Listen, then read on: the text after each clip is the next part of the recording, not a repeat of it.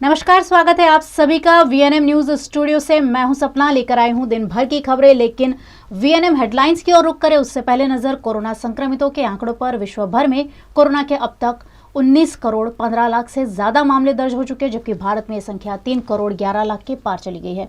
गुजरात में अब तक 8,24,000 से ज्यादा कोरोना केस दर्ज हो चुके हैं। आइए अब रुख करते हैं खबरों की ओर, देखते हैं आज की वीएनएम हेडलाइंस।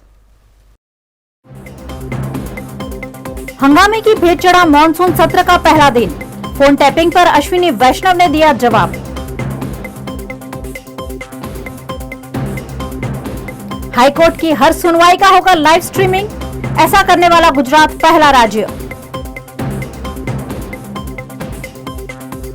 और गुजरात में 9 से 11वीं की स्कूल खोलने की मांग, निजी स्कूल संचालक अड़े जिद पर।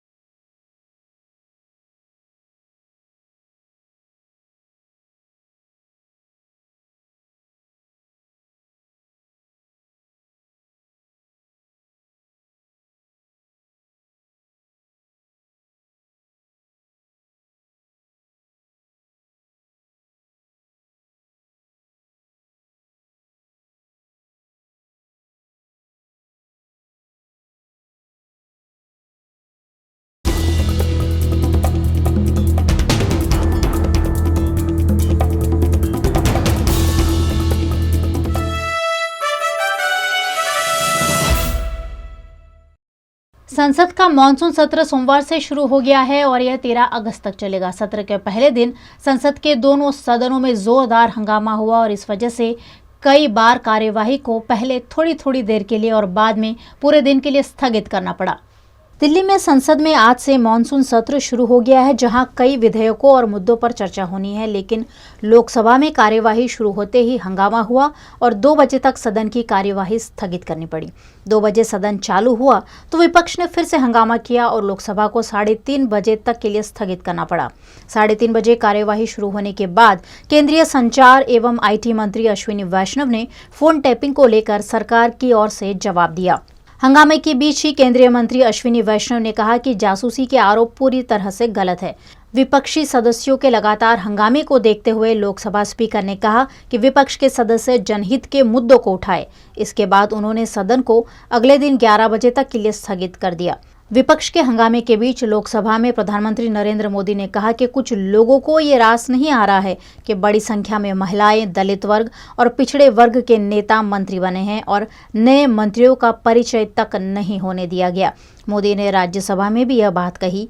राज्य मंत्री राजनाथ सिंह ने भी कहा कि विपक्ष ने हंगामा किया और नए बने मंत्रियों का परिचय नहीं होने दिया।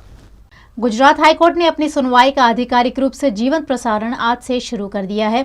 इस तरह गुजरात हाईकोर्ट देश का पहला ऐसा हाईकोर्ट बन गया है जो आम जनता के लिए सुनवाई का जीवंत प्रसारण कर रहा है। सुप्रीम कोर्ट के मुख्य न्यायाधीश एन.वी. रमन्ना ने 17 जुलाई को गुजरात हाईकोर्ट की सुनवाई के जीवंत प्रसारण का आरंभ कराया था, जो आज से नियमित रूप से शुरू हो गया है। हाईकोर्ट के 18 कोर्ट टीम की स्ट्रीमिंग को कई लोग लाइव देख रहे हैं। हाईकोर्ट के यूट्यूब चैनल के सब्सक्राइबर्स भी बढ़े हैं। हालांकि लोग जनहित याचिका जैसे मामले की सुनवाई को लाइव देखना ज्यादा पसंद कर रहे हैं। वे एजुकेशन के किसी मामले या किसी धार्मिक मामले की सुनवाई में लाइव व्यूअर्स की संख्या 3 से 4 हजार तक पहुंच रही है। गत 26 अक्टूबर को गुजरात हाईकोर्ट के चीफ जस्टिस की कोर्ट की सुनवाई का प्रायोगिक तौर पर लाइव प्रसारण किया जाता रहा है। गत 26 अक्टूबर से गुजरात हाईकोर्ट के चीफ जस्टिस की कोर्ट की सुनवाई का प्रायोगिक तौर पर लाइव प्रसारण किया जाता रहा है। लाइव स्ट्रीमिंग फिजिकल कोर्ट शुरू होने पर भी जारी रहेगी। इससे लोग घर बैठे कोर्ट की सभी कार्यवाही, दलीलें, फैसले देख और सुन सकेंगे। कोरोना केस घटने पर सरकार ने 12वीं कक्षा की स्कूल खोलने की अनुमति दे दी है। ऐसे में 9वीं, 10वीं और 11वीं कक्षा की स्कूल भी खोलने की मांग स्कूल संचालक कर रहे हैं। देश भर के साथ साथ गुजरात में भी कोरोना केस लगातार घटे हैं। ऐसे में गुजरात स्वनिर्भर स्कूल संचालक मंडल 12वीं के साथ साथ 9वीं, 10वीं और 11वीं कक्षा के स्कूल भी खोलने की मांग कर रहे हैं। वडोदरा के निजी स्कूल संचालकों ने जिला शिक्षा अधिकारी नवनीत मेहता को आवेदन सौंपकर स्कूल खोलने की इजाजत मांगी है। આજે ખાસ કરીને વડોદરા પેરેન્ટ્સ એસોસિએશન ઉપસા એની સાથે સંકળાયેલા જેટલા ખાનગી અને સ્વનિર્ભર શાળાઓના સંચાલકો છે એ આજે ધોરણ 9, 10 અને 11 આ 3 ધોરણના વિદ્યાર્થીઓને ઓફલાઈન શિક્ષણ સારી રીતે મળી શકે એને ધ્યાનમાં રાખી અને એક આવેદનપત્ર આપ્યું છે। આવેદનપત્ર આપવા પાછળનો મુખ્ય ઉદ્દેશ્ય એવો છે કે જેટલા વિદ્યાર્થી છે જે ઓફલાઈન જો શિક્ષણ મેળવવા માગતા હોય વાલીની સંમતિ સાથે અને એસઓપીને ધ્યાનમાં રાખીને તો 3-4 બાબતોને ધ્યાનમાં રાખી અને જો જિલ્લા શિક્ષણ અધિકારી આ આવેદનપત્રને શિક્ષણ વિભાગ સુધી પહોંચાડે અને વિદ્યાર્થીઓના હિતમાં જો ટૂંક સમયમાં નિર્ણય લેવામાં આવે તો મને લાગે છે જ્યારે ધોરણ 10 અને ધોરણ 12ની જે બોર્ડની એક્ઝામ છે એમાં બેસતા વિદ્યાર્થીઓ માટે એક આશીર્વાદરૂપ રહેશે। આજ રોજ વડોદરા શાળાના પ્રાઇવેટ સ્કૂલ્સ એસોસિએશનના તમામ ટ્રસ્ટીઓ 52+ સ્કૂલો પ્રિન્સિપલ સાહેબને બધા જ આજે આવેલા હતા। ડીઓ શ્રી નવનીત મહેતા સાહેબને એક અરજી આપવા માટે, મેમોરેન્ડમ આપવા માટે કે 9 થી 11ની શાળાઓ વિદ્યાર્થીઓ માટે પણ શરૂ કરવામાં આવે। જ્યારે આપણે જોઈ રહ્યા છીએ કે ગુજરાતભરમાં મોલ્સથી લઈને swimming pool, gymnasium, tuition classes પણ શરૂ થઈ ગયા છે, તો ખાસ તો મોટા છોકરાઓ જે છે એ લોકોનું ભાવિ કારકિર્દી 9 થી 12માં આ વર્ષે 10મા અને 12મામાં જે માસ પ્રમોશન મળ્યું, કોલેજમાં એડમિશન્સમાં પ્રોબ્લેમ, તો 9 થી 12ની સ્કૂલ જો શરૂ થઈ શકે એનું એક મેમોરેન્ડમ આપેલું છે। તમામ ગુજરાતમાં તમામ જિલ્લાઓમાં 11 વાગે આજે અમે સ્વનિર્ભર શાળાઓ બધી એસએફએસ એસોસિએશનની જે છે તમામ જે તે ડીઓ સાહેબોને અમે આજે અરજી આપેલી છે। એસઓપી ફોલો કરવામાં આવશે, કોવિડની ગાઈડલાઇન્સ ફોલો કરવામાં આવશે અને વાલી સંમતિ હોય તો જ અમે વિદ્યાર્થીઓને સ્કૂલમાં આવવાની પરમિશન આપશું। લર્નિંગ લોસ જે 1.5 વર્ષમાં થયો છે એનો ભરપાઈ કરવાનો અમારો મુખ્ય હેતુ છે અને સાહેબે બહુ જ હકારાત્મક વલણ અપનાવ્યું છે અને કીધું છે કે ઉપર સુધી એ રજૂઆત કરશે અમારી અને જે શક્ય હશે તે અમને જણાવશે। गोत्री मेडिकल कॉलेज के कुछ कर्मचारियों को बिना किसी ठोस वजह नौकरी से निलंबित कर दिया गया है, जिस पर गुजरात जनता जागृति मंच ने भूख हड़ताल कर विरोध जताया है। कोरोना महामारी के दौरान वॉरियर बनकर लोगों को स्वास्थ्य सुविधाएं देने वाले गोत्री हॉस्पिटल के तकरीबन 50 जितने कर्मचारियों को बिना किसी वजह नौकरी से निकाल दिया गया है, जिसके खिलाफ गोत्री मेडिकल कॉलेज और हॉस्पिटल के बाहर फुटपाथ पर गुजरात जनता जागृति मंच के अध्यक्ष रजनीकांत द्वारा भूख हड़ताल शुरू की गई है। लेकिन इस दौरान बिना इजाजत के विरोध प्रदर्शन पर उतरे हॉस्पिटल के कर्मचारियों को गोरवा पुलिस ने डिटेन कर लिया है। वीएनएम न्यूज में आप देख रहे हैं खबरें। वक्त हो चला एक छोटे से अंतराल का, कहीं जाइएगा नहीं, जल्द लौटेंगे कुछ और खास खबरों के साथ। आप देखते रहिए वीएनएम न्यूज।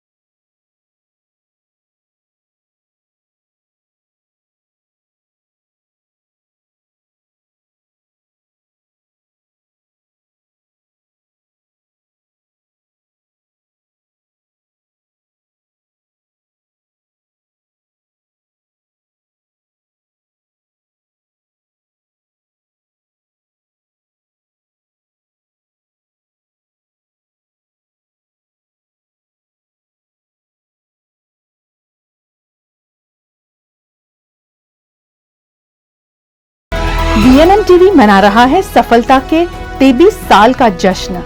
24वें साल से अब खबरें 24 घंटे। Now available on coming soon.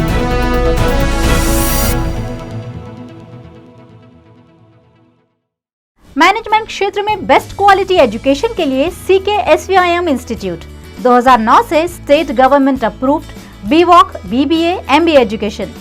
Quality business programme के लिए ग्लोबल लेवल पर ACBSP एक्रीडेड। CKSVIM का ऑनलाइन हार्वर्ड बिजनेस स्कूल के साथ MOU। इस इंस्टीट्यूट में सब्जेक्ट पसंद करने की सुविधा भी। CKSVIM में मैनेजमेंट स्टडीज के 7 स्पेशलाइजेशन कोर्सेज भी अवेलेबल है। CKSVIM देता है 12 लाख तक का हाईएस्ट पैकेज। CKSVIM को मिल चुका है 2020 में times icon best management institute और 2021 में Zee digital edu future excellence award. CKSVIM institute में मेरिट बेस्ड छात्रों और जैन छात्रों को स्पेशल स्कॉलरशिप और जैन हॉस्टल सुविधा भी। CKSVIM institute, RV Desai road near गोया गेट, प्रतापनगर, वडोदरा।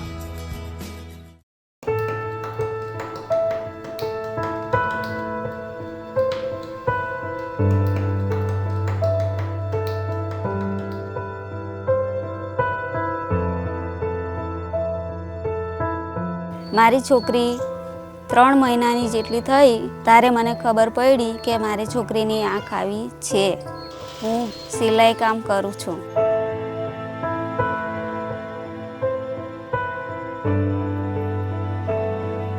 વસંતાની ચિંતા હતી અમને, એક આંખ દૃષ્ટિહીન હતી એટલે, અને આગળ શું કરશે, ભણી શકશે કે ના ભણી શકશે એ ચિંતા હતી અમને।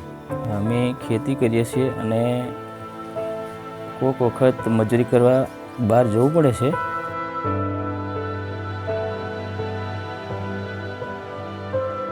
અમારી છોકરી જન્મથી આંખે દેખાતું નથી હતું। બરોડામાં ખબર પડી કે છોકરી કે સારી સંસ્થા છે।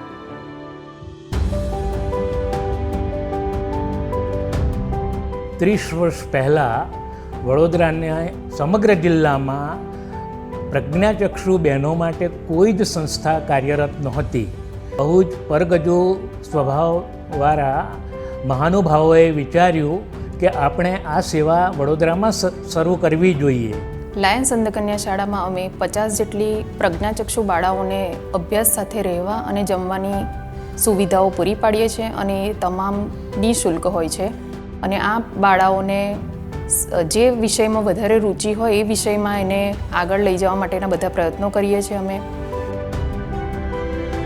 The aim of the institution is to see these visually impaired girls grow into a beautiful human being.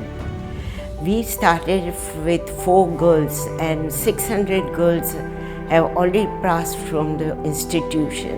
જ્યારે હું અહીંયા આવી ત્યારે હું કોરી સ્લેટ જ હતી। 1 થી 7 ધોરણ સુધીનો અભ્યાસ મેં લાયન્સ બ્લાઇન્ડ ગર્લ્સ સ્કૂલમાં જ પ્રાપ્ત કર્યો અને હાલમાં હું લાયન્સ બ્લાઇન્ડ ગર્લ્સ સ્કૂલમાં જ બ્રેલ ટીચર તરીકે ફરજ બજાવું છું। જ્યાંથી હું શીખી એ જ બધી વસ્તુ મને અહીંયા ફરીથી મારા જેવી બીજી વિદ્યાર્થીનીઓને શીખવાડવા મળી રહી છે એનું મને બહુ જ ગર્વ છે। We are in a process of constructing a new school building. A new school building for our girls that is going to be very accessible and an inclusive resource center for anyone with any type of disability. Our goal is to provide education from nursery to college. We want to start vocational and skill training in our center itself. So these girls get the best platform to excel in life. For the past 30 years, this institution is managed purely by donations and fundings. At this moment, we have bigger dreams and we are going to take a bigger step. So I appeal to all the Barodians, people connected to Baroda and people who are connected to this cause to come forward, hold our hands and walk this wonderful journey with us.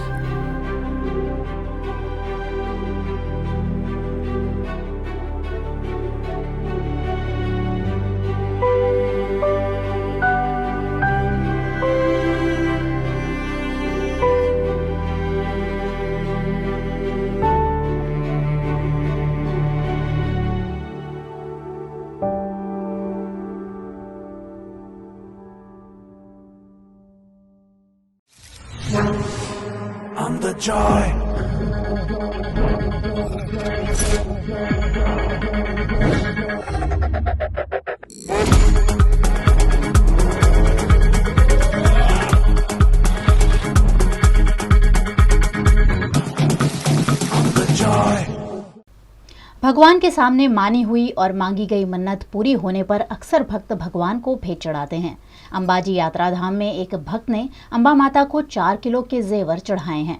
Gujarat के सुप्रसिद्ध यात्राधाम अंबाजी में एक भक्त द्वारा मां अंबा को 4 kilo 180 ग्राम चांदी का दान किया गया है। इस भक्त ने अंबा माता को चांदी का कलश, चांदी की आरती, चांदी की घंटी, चांदी की पायल समेत के जेवरात चढ़ाए हैं। करीबन 2,84,000 की कीमत के जेवर अंबा माता को चढ़ाकर भक्त द्वारा मंगल कामना की गई है।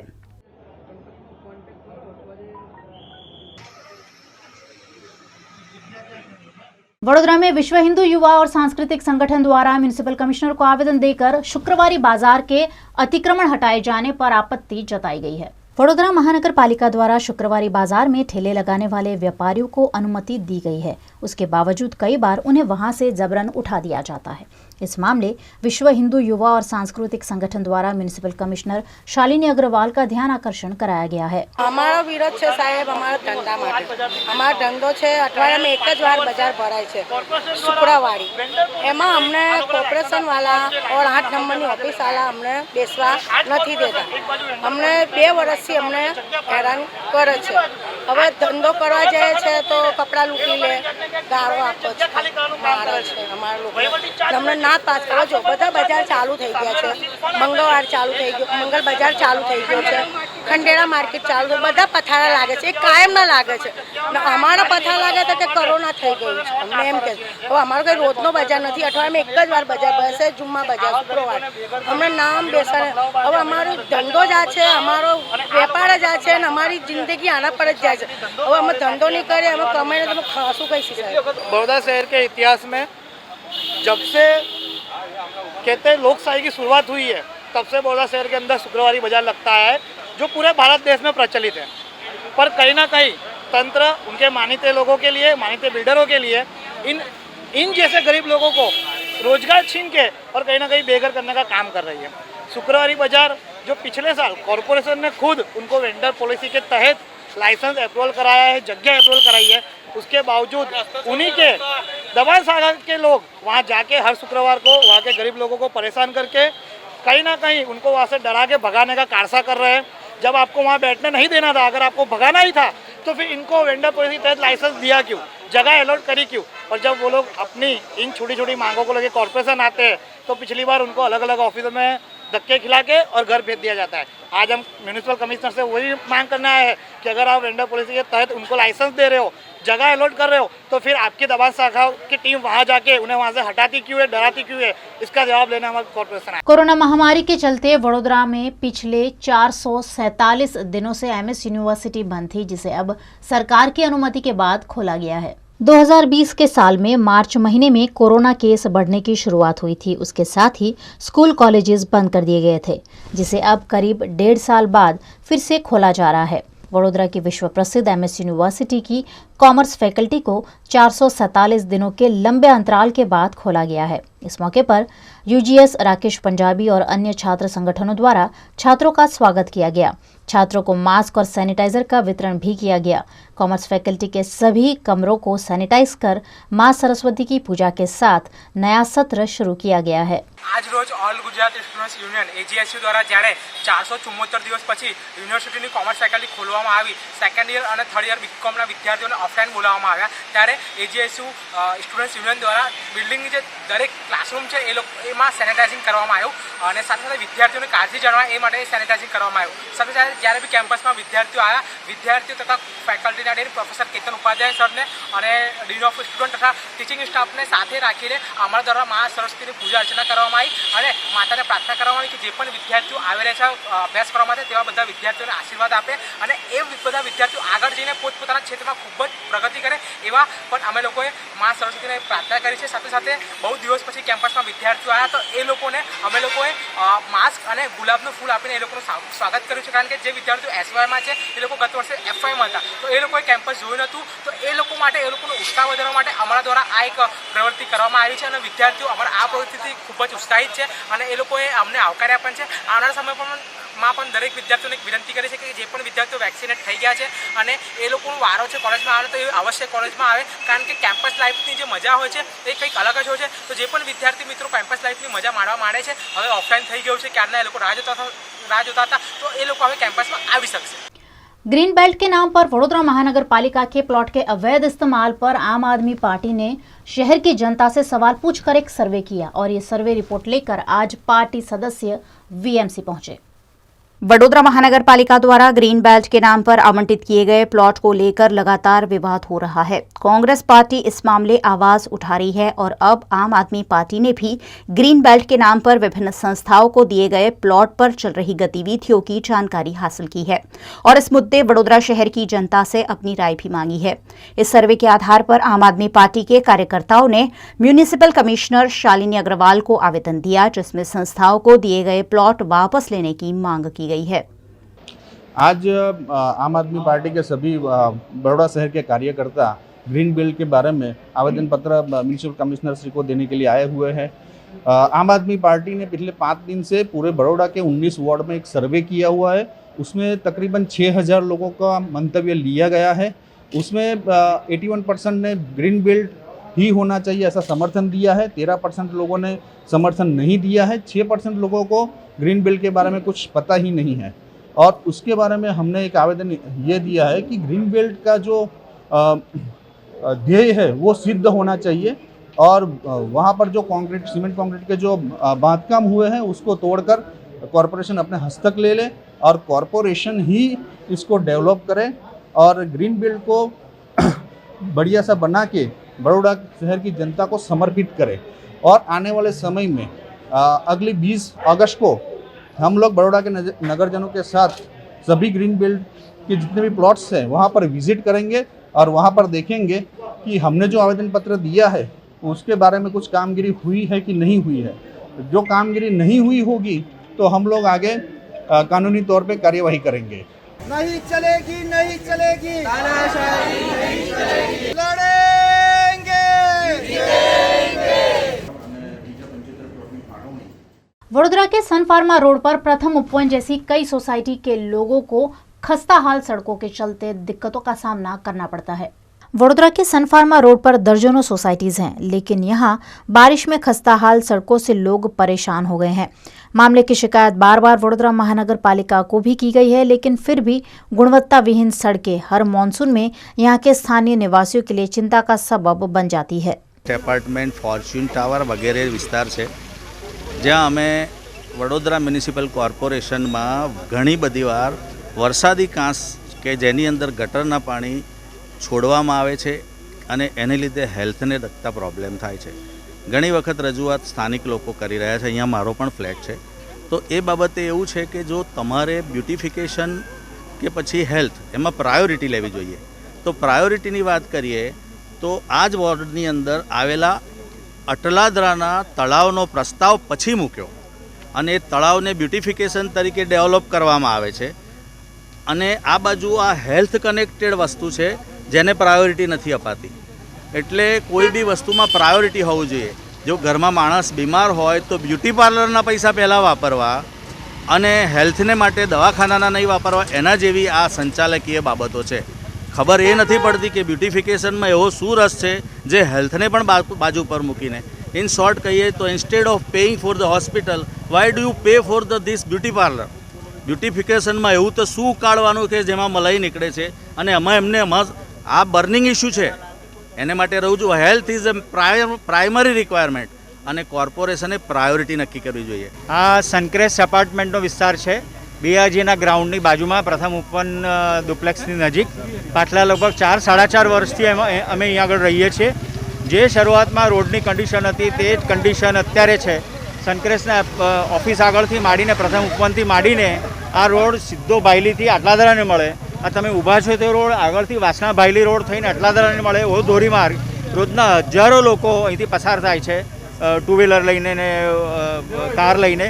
પણ એટલા ખાડા છે અહીં આગળ, દિવસે માણસ ડકવાઈ જાય ને એક્સિડન્ટમાં ફસાઈ જાય એવી હાલત છે. કંઈ કેટલાય લોકો પાછલા 10 દિવસમાં અહીં આગળ પડી ગયા, એમને ઊભા કરવા પડ્યા, ઇન્જરી થઈ, વ્હીકલો ખોટકાયા એ લોકોના. એટલે એક જ વરસાદમાં આટલા નજીવા વરસાદમાં જો આ દશા હોય, તમે વિચાર કરો ધોધમાર વરસાદ પડે मुंबई के ना जो तो हमारी शू दशा है, तमें विचार करो. सिर्फ कागज पर शराबबंदी वाले गुजरात में शराब तस्करी के मामले रोजाना सामने आते हैं. करजन में पुलिस ने सूचना के आधार पर लाखों की शराब के साथ 2 लोगों को गिरफ्तार कर लिया है. सागर राठी नामक शराब तस्कर एक्टिवा पर शराब की डिलीवरी देने जा रहे होने की जानकारी करजन पुलिस को मिली थी. जानकारी के आधार पर पुलिस ने सागर राठी और स्नेहल चौहान को गिरफ्तार कर लिया है. शराब तस्करों के पास से 408 शराब की बोतल और पाउच बरामद हुए हैं, जिनकी कीमत 48,000 रुपये है. मोटरसाइकिल और मोबाइल फोन मिलाकर करजन पुलिस ने 1,23,000 का मुद्दा माल जब्त किया है. वडोदरा में retired gadget police officer association द्वारा गुजरात के सेवानिवृत्त पुलिस कर्मचारियों का सम्मान समारोह आयोजित किया गया.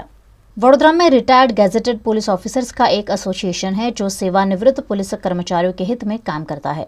इस एसोसिएशन द्वारा कोरोना महामारी में उम्दा सेवाएं देने वाले कोरोना वॉरियर्स और सेवानिवृत्त पुलिस अफसरों का सम्मान समारोह आयोजित किया गया, जिसमें गुजरात के पूर्व डीजीपी पीसी ठाकुर, पूर्व DYSP Bharat Singh Chauhan, SSG hospital के सुपरिंटेंडेंट डॉक्टर रंजन अय्यर, पूर्व डीवाईएसपी भानु परमार, पूर्व एसपी एचडी देसाई, पूर्व पीआई केएल चौहान, पूर्व पुलिस अधिकारी किशोर सिंह चौहान समेत के पुलिस अधिकारियों की उपस्थिति रही.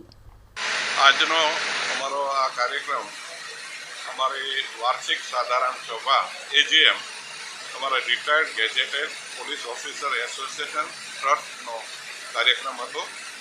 છેલ્લા ઘણા સમયથી કોરોનાના કારણે અમે આ સભા રાખી નહોતા શકતા, પણ કોરોના હાલમાં જ્યારે એની મંદ ગતિમાં છે ત્યારે આ કાર્યક્રમ અમે રાખેલો છે.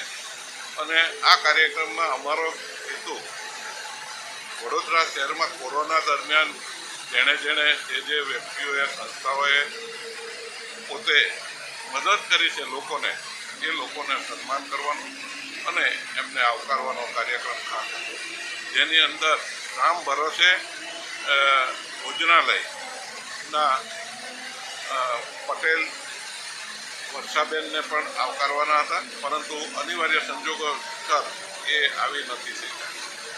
બીજા એસએસજી હોસ્પિટલના ડૉક્ટર રંજન અય્યર કે જેમણે કોરોના દરમિયાન ગરીબ સામાન્ય લોકોને રાત દિવસ જોયા વગર નિસ્વાર્થ સેવા આપી, એમને અમે આજરોજ એમનું આહ્વાન કર્યું અને એમને આવકાર્યા.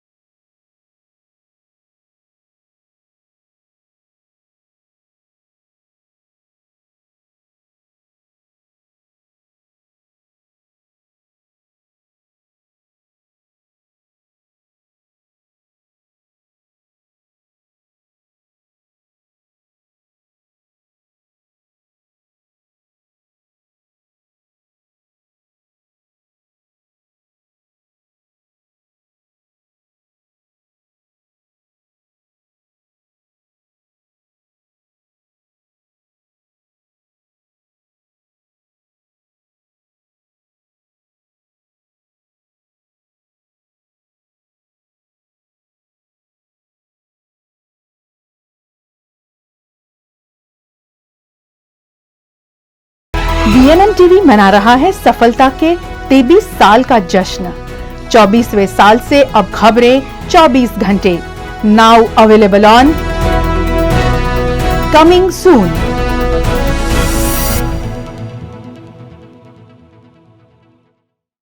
ये थी दिन भर की खबरें VNM न्यूज स्टूडियो से। VNM टीवी की खबरें अब आप YouTube, Facebook, Instagram के अलावा OTT प्लेटफॉर्म पर भी देख सकते हैं। Daily Hunt, IPTV, rock TV, Joy TV पर अब आप 24 घंटे VNM टीवी के न्यूज़ और अपडेट्स आपको मिलते रहेंगे। तो देखते रहिए VNM टीवी और मुझे दीजिए इजाज़त। नमस्कार।